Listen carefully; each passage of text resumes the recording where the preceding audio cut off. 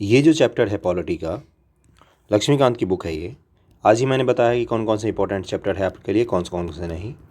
संविधान संशोधन का जो चैप्टर है, इससे पीटी और मेंस दोनों में आपके सवाल बनते हैं। मैं आपको एक ओवरव्यू करके पढ़ाऊँगा, फिर आप बुक से जब पढ़ेंगे इस चैप्टर को, आपको पूरा क्लियर हो जाएगा।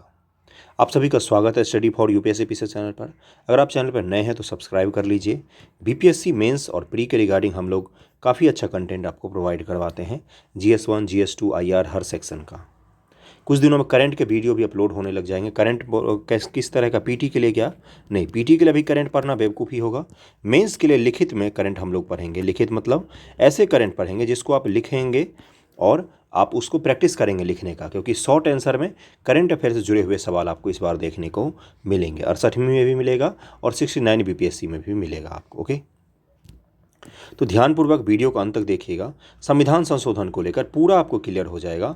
जब आपका कॉन्सेप्ट क्लियर हो जाएगा, तब आप जब इसका फैक्ट पढ़ेंगे ना बैठकर खुद से, और संविधान संशोधन जो है वो लक्ष्मीकांत के बुक में पीछे जब आप जाएंगे तो वहाँ पर पूरा लिस्ट दिया हुआ है कौन कौन से संशोधन कब कब किए गए हैं। आज तक आप लोगों में से बहुत सारे लोगों ने नहीं देखा होगा, वहाँ पर जाकर उस लिस्ट को पढ़िए। इंपॉर्टेंट जैसे पहला संशोधन, 42वां 44वां संविधान संशोधन, जो इंपॉर्टेंट संशोधन है उनको पढ़िएगा बैठकर। ओके, चलिए शुरू करते हैं। किसी अन्य लिखित संविधान के समान भारतीय संविधान में भी परिस्थितियों और आवश्यकता के अनुरूप संशोधित और व्यवस्थित करने की व्यवस्था है। भारतीय संविधान में संशोधन का चीज़ दिया हुआ है, लेकिन भारत के संविधान में यूएसए के संविधान के जैसा संशोधन कठोर नहीं है। यूएसए और ब्रिटेन का जो संविधान है, वहाँ पर संविधान संशोधन बहुत ही ज़्यादा कठोर है ना। लेकिन भारत में क्या है, कुछ हिस्सा जो है संविधान का, उसको संशोधन करना बहुत ही कठिन है, लेकिन कुछ हिस्सा जो है उसका संशोधन आसान है। यानी कि अपना संविधान जो है लचीला भी है। लचीला संविधान कौन सा होगा, जिसमें संशोधन आसान होगा, और कठोर संविधान भी है जिसमें संशोधन मुश्किल होगा। जबकि अमेरिका का क्या है, कठोर संविधान है। ब्रिटेन का संविधान कठोर संविधान है, जबकि भारत का संविधान कठोर भी है और लचीला भी है। ओके, इस चीज़ का ध्यान रखिएगा। संविधान संशोधन के लिए आर्टिकल दिया हुआ है 368, जिसके तहत भारत की संसद जो है, भारत की संसद केवल वही संविधान में संशोधन कर सकती है। कोई विधानसभा अगर चाहे, जैसे बिहार विधानसभा चाहेगी कि हम संविधान में संशोधन कर दें, तो संविधान में संशोधन नहीं कर सकती है। इस चीज़ का ध्यान रखिएगा। पीएचडी में आपसे स्टेटमेंट बना के इसी तरह से सवाल पूछे जा सकते हैं। वीडियो पसंद आए तो शेयर ज़रूर कीजिएगा। किसी को मुझसे कुछ पूछना होता है, कांटेक्ट करना होता है, तो इंस्टाग्राम आईडी दिया हुआ रहता है, वहाँ पर आप मुझे फॉलो कर सकते हैं, मुझसे पूछ सकते हैं जो भी आपको पूछना होता है। बाकी टेलीग्राम चैनल ज्वाइन कर लीजिए, वहाँ पर PDF आपको मिल जाता है, और टेलीग्राम ग्रुप भी मिल जाता है जहाँ पर आप डिस्कशन कर सकते हैं। यह प्रावधान करता है कि संसद अपनी संवैधानिक शक्ति का प्रयोग करते हुए संविधान के किसी उपबंध का परिवर्तन या निरसन के रूप में संशोधन कर सकती है। हालांकि संसद उन व्यवस्थाओं को संशोधित नहीं कर सकती जो संविधान के मूल ढांचे से संबंधित हैं। अब संविधान में बहुत ज़्यादा संशोधन किया जा रहा था इंदिरा गांधी जी के समय में। एक कहानी बताता हूँ मैं। देखिए, हुआ कि आज़ादी के बाद प्रधानमंत्री नेहरू जी प्रधानमंत्री बने, पंडित जवाहरलाल नेहरू जी। अब नेहरू जी का कद था इतना बड़ा, पूरा भारत के स्वतंत्रता संग्राम में उन्होंने संग्राम लड़ा था, बहुत बार जेल गए थे। वो जब सरकार में आए, उन्होंने जब संविधान खुद ही बनाया, तो वो जब संविधान संशोधन करेंगे, तो जो न्यायपालिका है, क्या आपको लगता है कि उनके संदेह करेगा उनकी नीयत पर, कि नेहरू जी कुछ गलत कर सकते हैं देश के साथ? नेहरू जी क्या तानाशाह होते? किस्सा के फॉर्म में मैं आपको समझाऊंगा, तो आज आपको पहली बार क्लियर होगा कि इंदिरा जी के कार्यकाल में क्यों इतना ज़्यादा सुप्रीम कोर्ट और सरकार के बीच में झगड़ा होता है, या इतने ज़्यादा संशोधन क्यों अचानक होने लग गए हैं, है ना।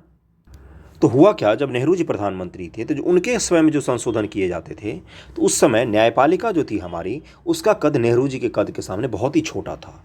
इसलिए नेहरू जी अगर कोई संशोधन करते थे, या उस समय एक सरकार अगर कोई संशोधन करती थी, तो वो लोग मानते थे कि ये संशोधन देश की भलाई के हित में होगा। तो वो सुप्रीम कोर्ट क्या बोलती थी कि ठीक है, जो सरकार बोल रहे वही होगा। ऊपर से क्या था, पूरे देश में जितने भी राज्य हैं, सब जगह कांग्रेस का शासन था। और कांग्रेस का शासन कोई ऐसा ही नहीं बना था। कांग्रेस भारत को आज़ादी के दिलाने में जिन नेताओं ने भागीदारी की थी, उन नेताओं ने कांग्रेस को इस समय प्रतिनिधित्व किया था। इसलिए भारत की जनता, भारत की न्यायपालिका, किसी को भी उन पर अविश्वास की भावना नहीं थी। इस चीज़ का ध्यान रखिएगा। इसीलिए पहला संशोधन जब होता है, जब 9वीं अनुसूची जोड़ी जाती है, भू सुधार के लिए कानून बनाए जाते हैं, तो इस समय तक संसद जो है वो बिल्कुल अपने मनमाने तरीके से काम करती है और न्यायपालिका कभी भी उनके शक्तियों पर रोक लगाने की कोशिश नहीं करती है। लेकिन बात कब बिगड़ती है? जब इंदिरा गांधी जी सरकार में आती हैं। नेहरू जी का व्यक्तित्व तो बहुत बड़ा था, इंदिरा गांधी जी का व्यक्तित्व जो था वो नेहरू जी की तुलना में तो कम जरूर था उस समय, क्योंकि इंदिरा जी के नियत पर न्यायपालिका को उतना भरोसा नहीं था जितना नेहरू जी के नियत पर था। तो जब 1965 के बाद इंदिरा गांधी जी की सरकार बनती है, तब खींचातानी असली शुरू होता है। इंदिरा जी पहले कांग्रेस के अंदर भी खुद को मजबूत करती हैं। जब भी आपको ये देखना हो कि कौन से संशोधन किसके समय में किया गया है या न्यायपालिका की झगड़ा क्या हुआ है, तो उसमें सबसे पहले देखिए कि सरकार का चेहरा कौन है। अगर मान लीजिए आज नरेंद्र मोदी जी की जगह मनमोहन सिंह जी प्रधानमंत्री होते, तो क्या आपको लगता है कि राम मंदिर का फैसला संभव हो पाता? क्या आपको लगता है कि धारा 370 हटाया जा सकता था? क्या आपको लगता है कि धारा 370 हटाए जाने को न्यायपालिका चुपचाप सह लेती? क्या आपको लगता है कि ईडब्ल्यूएस आरक्षण चुपचाप सह लेती न्यायपालिका?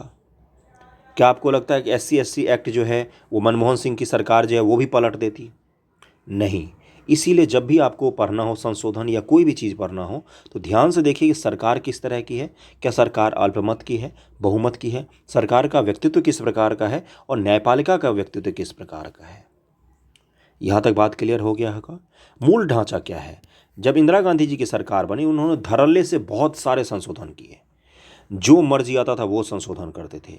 यहाँ तक कि उन्होंने जो राष्ट्रपति जी हैं या जो न्यायपालिका है, न्यायपालिका को क्या बोला उसने कि आप किसी भी कानून का जो आप निरीक्षण करते हो या उसको क्या बोलते हैं,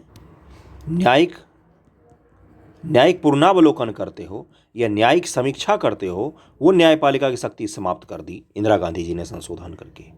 पूरे किस्से के फॉर्म में याद रखिएगा, पढ़ तो आप फैक्ट खुद भी लेंगे, मेरा काम है मूल रूप से आपको समझाना कहानी के जैसे। अब ये क्या है? ये विशुद्ध रूप से तानाशाही कि मेरी जो मर्जी मैं वो करूँगा, लेकिन किसी को कोई बोलने की हिम्मत नहीं होनी चाहिए।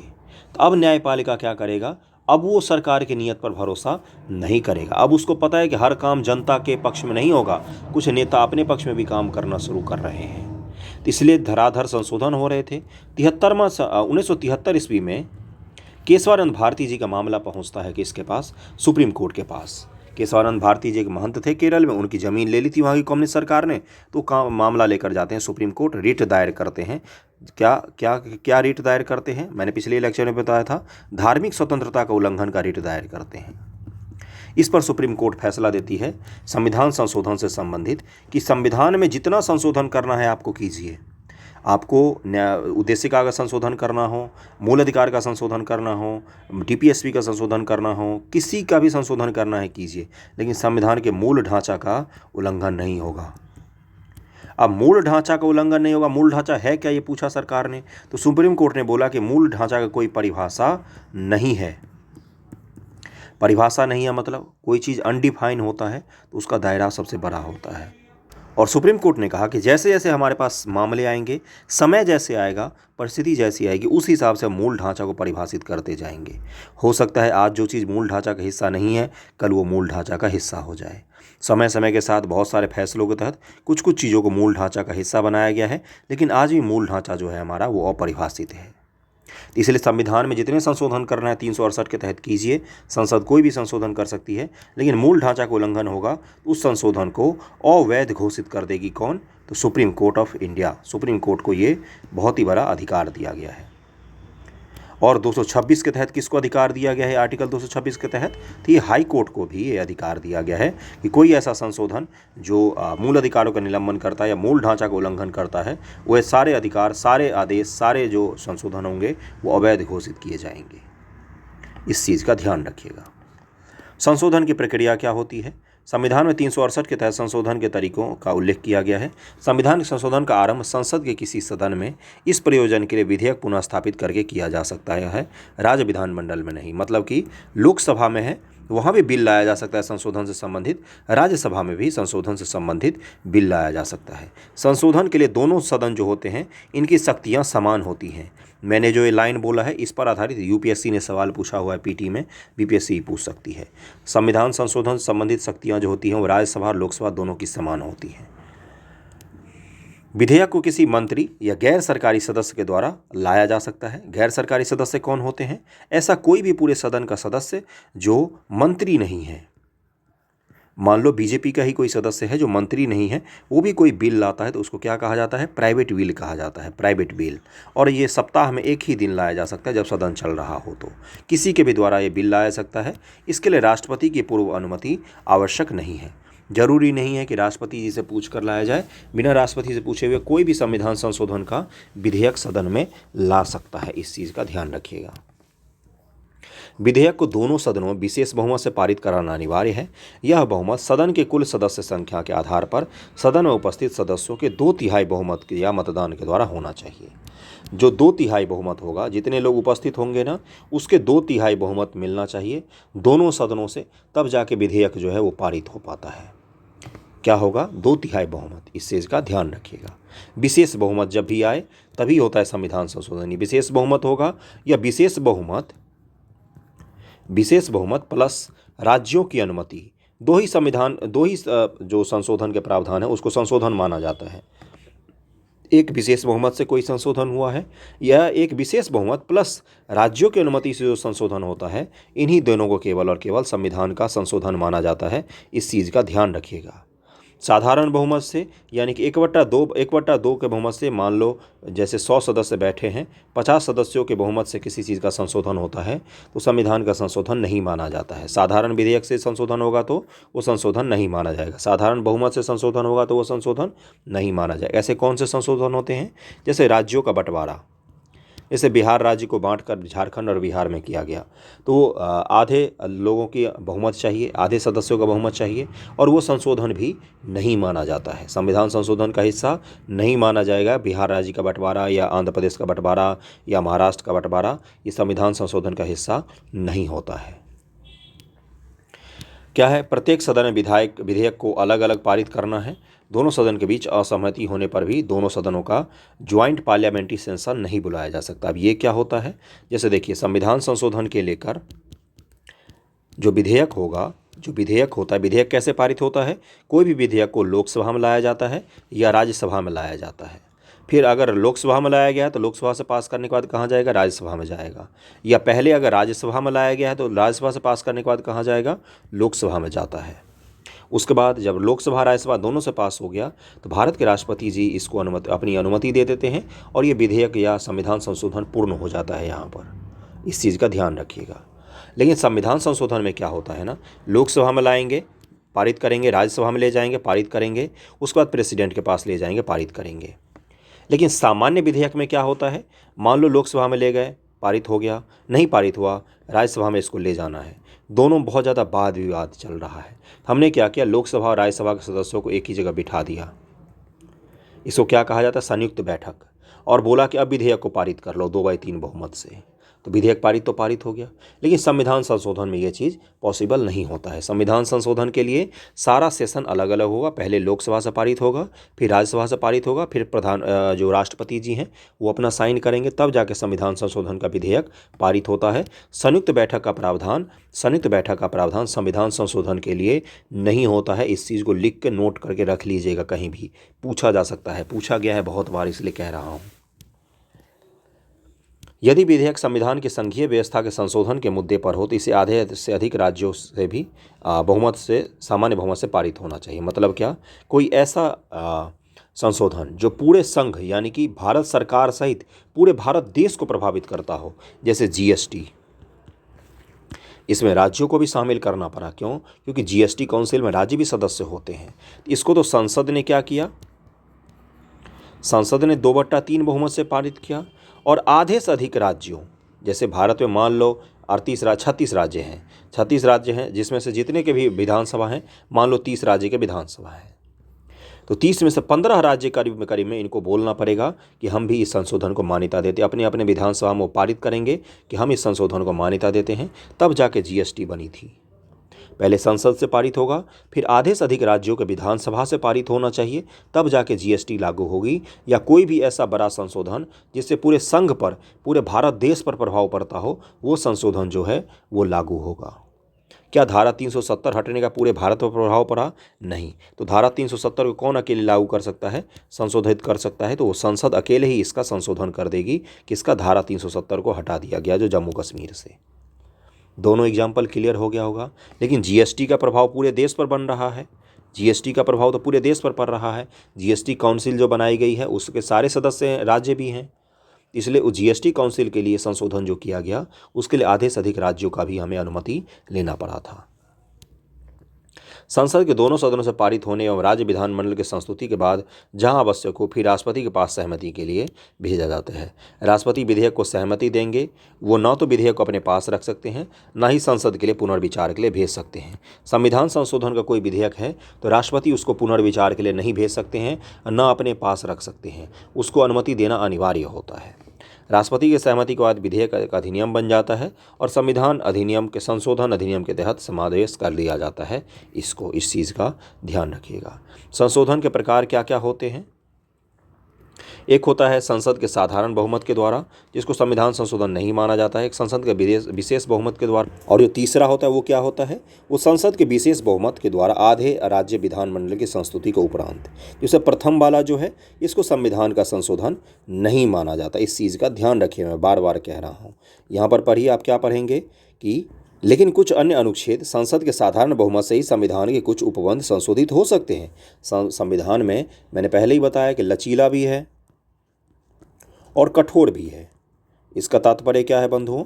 इसका तात्पर्य है कि कुछ ऐसे संविधान के आर्टिकल होंगे, अनुच्छेद होंगे जो बिल्कुल आधे लोगों की अनुमति ले लेंगे हम संसद से ना, तो भी वो पारित हो जाएगा, तो भी वो संशोधित हो जाएगा, लेकिन उसको संविधान संशोधन नहीं माना जाता है। संविधान संशोधन किसको माना जाता है? जब 2/3 बहुमत हो या 2/3 प्लस राज्यों की हमें अनुमति लेनी पड़े, उसको माना जाता है। जैसे यहाँ पर देखिए क्या लिखा हुआ है कि साधारण बहुमत से संविधान के कुछ उपबंध संशोधित हो सकते हैं। यह बहुमत प्रत्येक सदन में उपस्थित और मतदान साधारण विधायी प्रक्रिया के द्वारा होता है। उल्लेखनीय है कि ये संशोधन अनुच्छेद 368 के उद्देश्यों के तहत नहीं होते हैं। इस चीज़ का ध्यान रखिएगा। संसद के साधारण बहुमत द्वारा कौन कौन से चीज़ों को संशोधित किया जा सकता है? साधारण बहुमत के द्वारा यानी कि उपस्थित लोगों का 1/2 आधे लोग अगर दे देंगे अनुमति तो वो संशोधित हो जाएगा। जैसे नए राज्यों का प्रवेश, किसी नए राज्य का भारत संघ में प्रवेश करवाना है तो वो भी होगा। नए राज्यों का निर्माण, उसकी क्षेत्र सीमाओं या संबंधित राज्यों के नामों का परिवर्तन। भारत का सरकार चाहे जब चाहे वो यूपी को काट के 10 बराबर भागों में बांट सकती है और हर बराबर भाग का अलग अलग नाम रख सकती है। तो इन सब चीज़ों के लिए उसको साधारण बहुमत चाहिए। राज्य विधान परिषद का निर्माण या उसकी समाप्ति।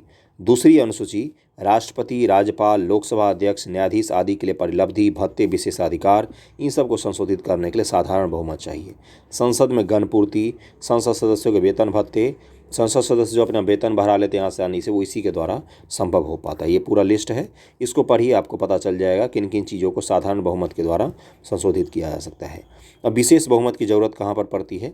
संविधान के ज़्यादातर उपबंधों का संशोधन संसद के विशेष बहुमत के द्वारा किया जाता है, अर्थात प्रत्येक सदन के कुल सदस्यों का बहुमत और प्रत्येक सदन को उपस्थित मतदान करने वाले सदस्यों के 2/3 बहुमत।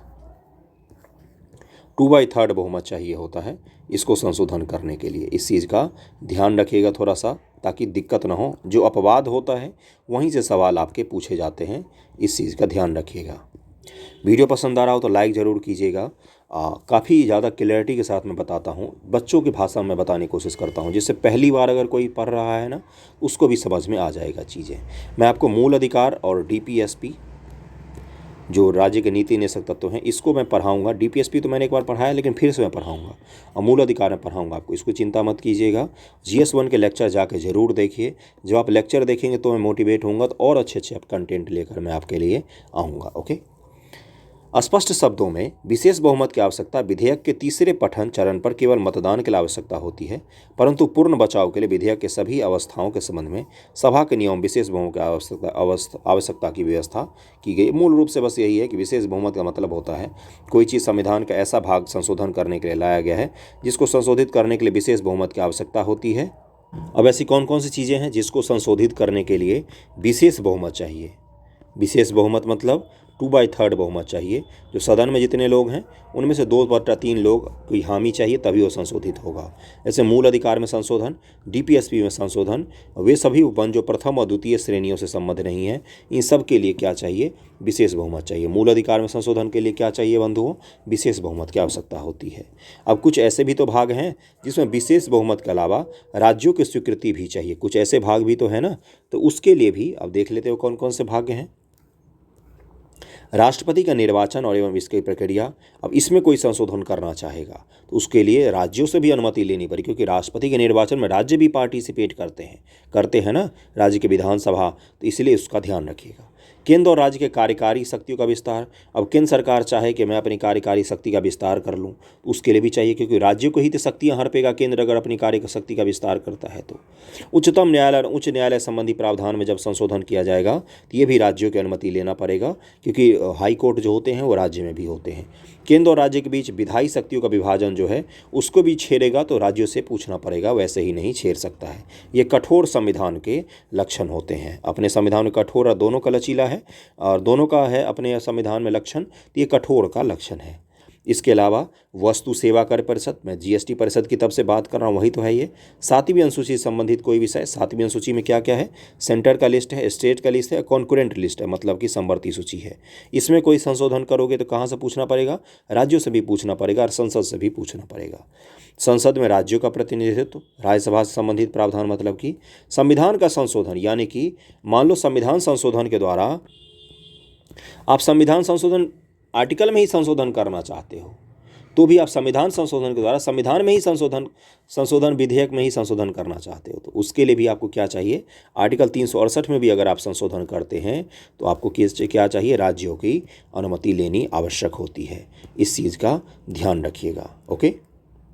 अब कुछ ऐसे जो संविधानविद हैं जिन्होंने संविधान संशोधन की प्रक्रिया की आलोचना की है, तो आलोचना आप पढ़ लीजिएगा। इसमें कुछ भी नहीं है ऐसा खास तौर से कि कैसे क्या।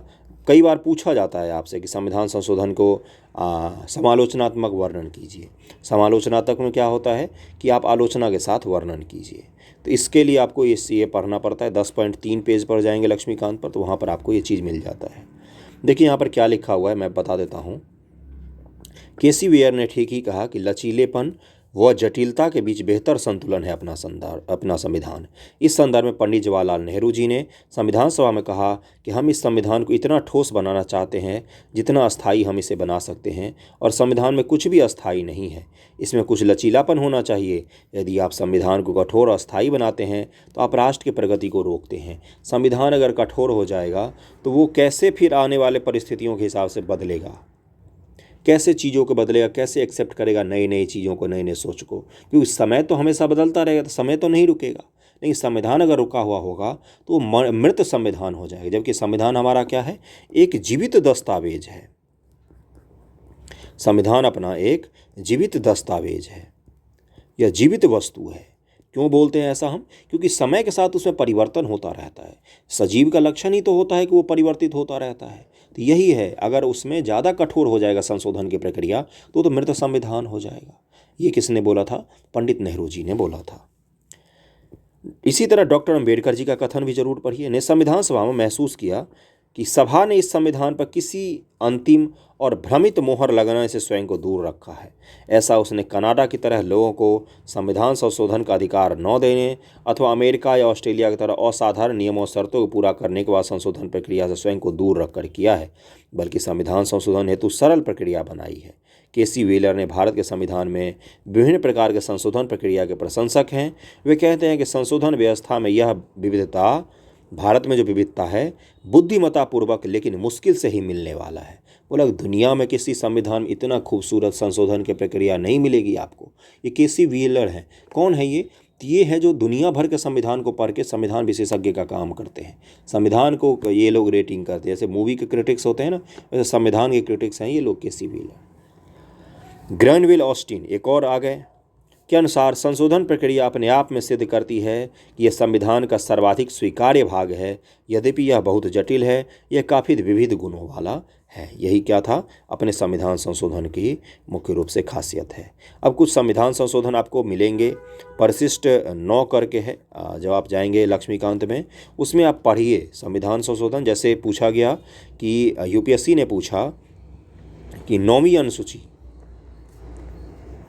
अनुसूची जो है ये किस प्रधानमंत्री के काल में जोड़ा गया, बताइए। तो पहले संशोधन में जोड़ा गया था, यानी कि पंडित नेहरू जी के कार्यकाल में जोड़ा गया था।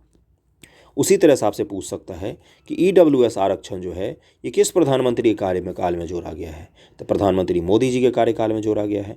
तो यानी कि क्या करना है आपको, सरकार के प्रमुख के साथ संशोधन को जोड़कर देखकर पढ़िए, जिससे आपको आनंद भी आए पढ़ने में और आपको समझ भी आए। जैसे मैं आपसे पूछता हूँ, बताइए कि 61वां संविधान संशोधन क्या है, आपको कमेंट करके बताना है। और ये बताना है आपको कि 86वां संविधान संशोधन जो हुआ उसमें भारत के प्रधानमंत्री कौन थे। ये लक्ष्मीकांत पीछे आपको पेज पर मिल जाएगा। सारे संशोधनों को पढ़िए, इसमें कुछ भी ऐसा नहीं है जो समझाने वाली चीज़ है। खुद से पढ़ के समझने की कोशिश कीजिए और इसको एक बार बुक से पढ़िएगा, जिससे आपका क्लियर हो जाए। वीडियो लेक्चर कैसा लगा है बंधुओं ज़रूर बताइएगा। कुछ दिक्कत आई हो तो भी बताइए, कमेंट करके बताइए कि ऐसे ऐसे सुधार कर सकते हैं। कुछ सुधार करना हो तो भी, कुछ सलाह देना हो उसका भी स्वागत है आप सभी के सलाह का। ओके, जैसा भी लगा हो ज़रूर बताइएगा। थैंक यू सो मच आप सभी का वीडियो देखने के लिए।